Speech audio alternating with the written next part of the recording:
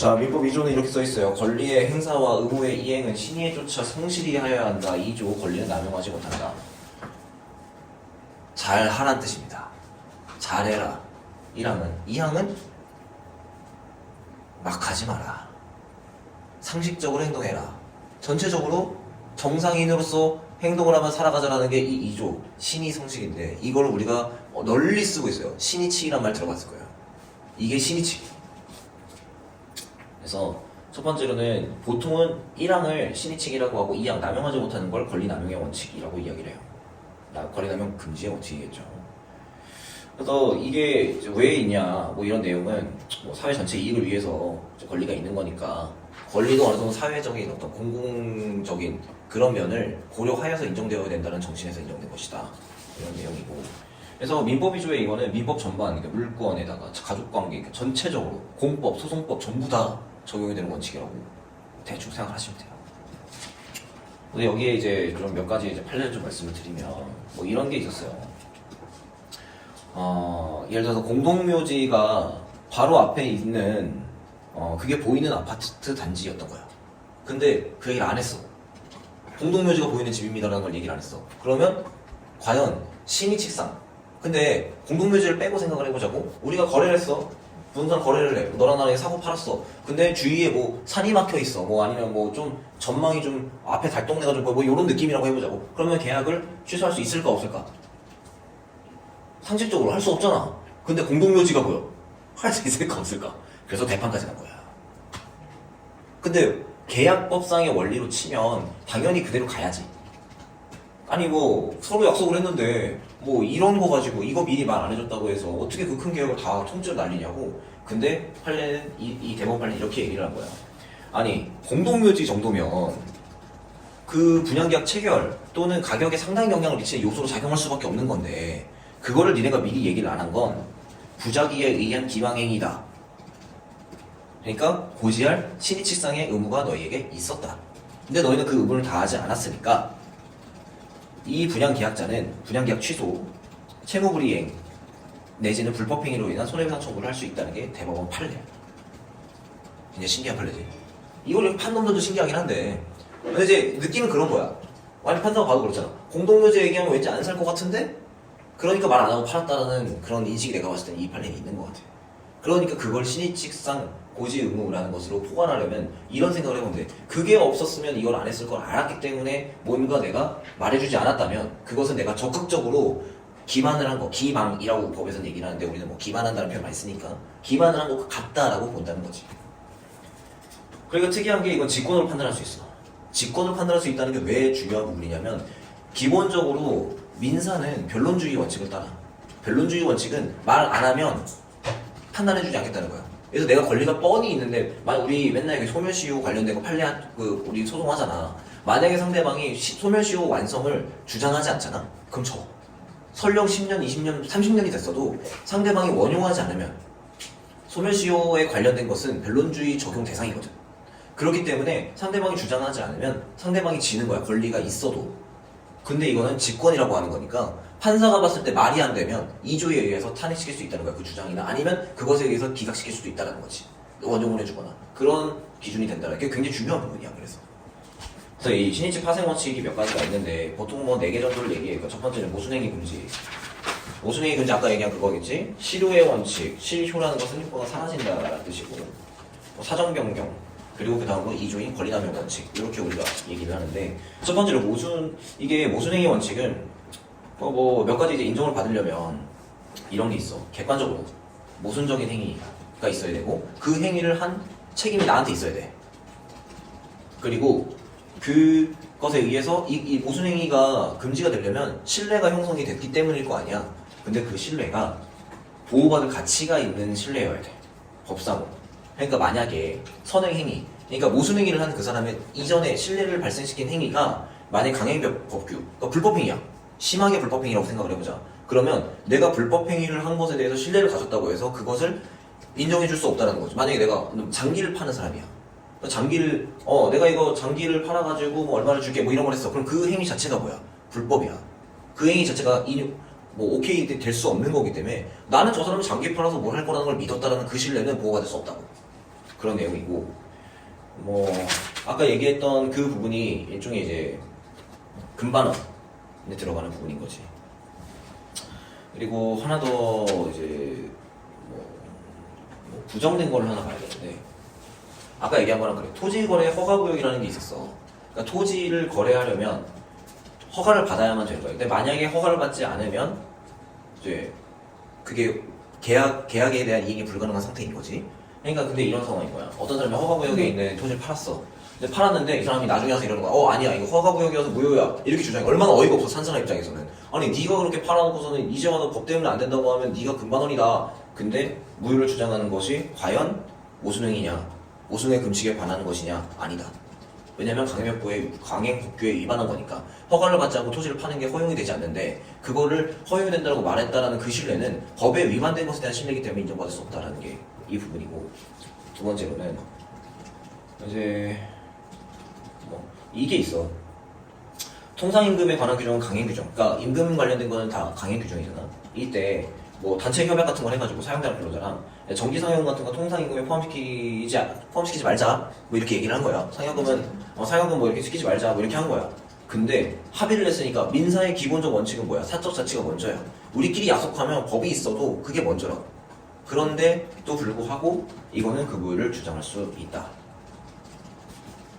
정기상여금은 통상임금에 원래 해당되어야 되는 거기 때문에 강행규정이 노동에 관련 법들은 거의 다 강행규정이지. 둘이 합의를 했더라도 강행규정이 그 신뢰를 주장할 수 없다는 거지. 그게 무효라는 걸 딴소리를 해도 된다. 그러니까 이게 이렇게 생각하는데, 모순행위 금지 원칙이 부정됐다는 뜻은 딴소리를 된다는 거야. 왜냐면 이전에 제대로 된 소리라고 믿었던 게 그것에 의한 신뢰가 정당한 것이 아니었기 때문에. 실효의 원칙이라는 것은 그러니까 주로 이제 뭐 불행사를 했어. 한참 아무것도 안 해놓고 이제 와서 권리를 행사하면 안 된다는 내용이에요. 이게 요건이 있는데 이게 수험 때는 다 외우거든. 그러니까 첫 번째는 장기간 불행사를 해야 되고, 두 번째로는 행사할 기회가 있었는데 권리를 행사하지 않아야 돼. 그러니까 이제 할 수 없어서 못한 건 뭐라고 할 수 없잖아. 귀책이 없잖아. 세 번째, 의무자한테 그 권리를 행사받는 사람에게 행사하지 않을 것으로 믿을 만한 사유가 있어야 돼. 그러니까 이 애가 하는 꼬라지를 보면 하지 않을 거다라는 믿음을 가질 만하다 라는 어떤 사유가 있어야 된다는 거지.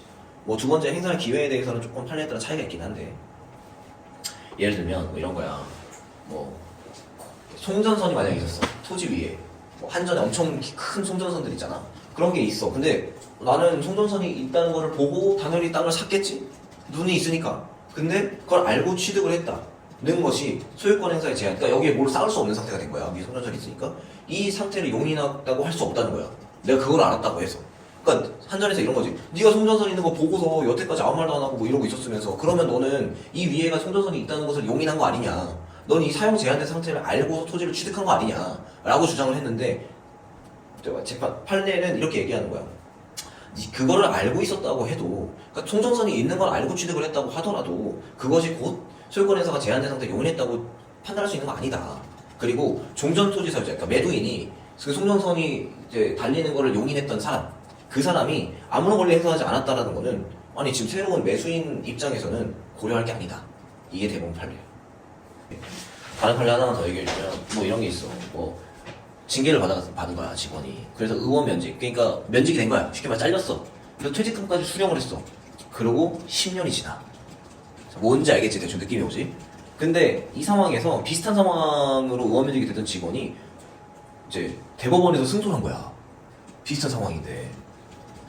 뭐 1년이 그 다음에 승소 판결이 있었어. 그리고 1년이 지났어. 그 뒤로 절차상 무효를 이유로 해서 나 사원이다, 그 지위를 확인하는 청구를 한 거야. 딴 사람이 이겼다고 하니까. 이때 그러면 너 어떻게 생각해? 아니 퇴직금 받았어. 10년 지났어. 아니 그러면은 뭐 당연히 권리가 없어진 거 아니야? 라고 생각을 하는데, 판례는 뭐라고 하냐면, 퇴직금 수령했다고 해서 그 징계 처분이 절차상 무효라는 걸 승인한 건 아니다. 아니 돈 받았다고 해서 그걸 승인했다고 볼 수 있냐. 이거는 근데 이렇게 생각을 해야 되는 게 맞는 게, 예를 들어서 형사 합의금을 받아. 친고죄가 아니야. 친고죄는 고소가 있어야지만 그 수사에 나아갈 수 있는 죄를 말하는데, 범죄를 말하는데, 친고죄라고 하더라도 친고죄가 아니면 더 그렇고, 합의금을 받았다고 해서 무조건 그것이 형사처벌 대상에서 제어해야 되는 게 아닌 거라고 우리는 생각을 해야 된단 말이야. 그것과 비슷한 맥락으로 여기서도 이런 거야. 퇴직금 받았다고 해서 절차상 무효라는 걸 무조건 승인한 것이야. 그렇게 볼 수 없다. 그리고 비슷한 처지에 있는 애가 소송 결과하고 1년 만에 청구를 했으면 이제 와서 할 수 있게 된 걸로 볼 수도 있지 않냐라는 어떤 전제 생각이 있지 않나 싶어, 이 행간에는. 그래서 다른 회사 입장에서는 그동안 계속 소송이 잇따라 있었으니까 이 사람이 권리 행사 안 할 거라고 믿을 만한 신뢰가 인정될 수 없다는 거야. 지금까지 내내 소송을 하고 있었으면서 비슷한 건으로 왜 이 사람은 안 했을 거라고, 안 해야 된다고 말하냐, 이 사람 권리가 왜 실효됐다고 말하냐 라고 해서 실효를 이제 없애줬다. 근데 2년 4개월 후에 있는 건 또 실효를 인정했네? 기준은 애매하다. 1년 뒤에 있는 애는 인정해주고 2년 4개월은 인정 안 해주고. 내 생각에는 보통 그 사건이 있다라고 생각을 하고 대충 변호사 알아보고 그 사람한테 뭐 사건 왔다 갔다 하고 뭐 이런 한 달 넘게 걸리고 이런 현실을 고려해서 1년 정도는 긍정해 준 것 같고 2년 4개월 사실 안 하고 있었던 거랑 다름없다고 판단한 게 아닌가 그런 생각이 들어.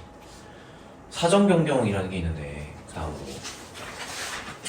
사정 변경은 우리가 많이 얘기하는 거야. 이 정도로 사정이 바뀌었으면 좀 어쩔 수 없는 게 아니냐.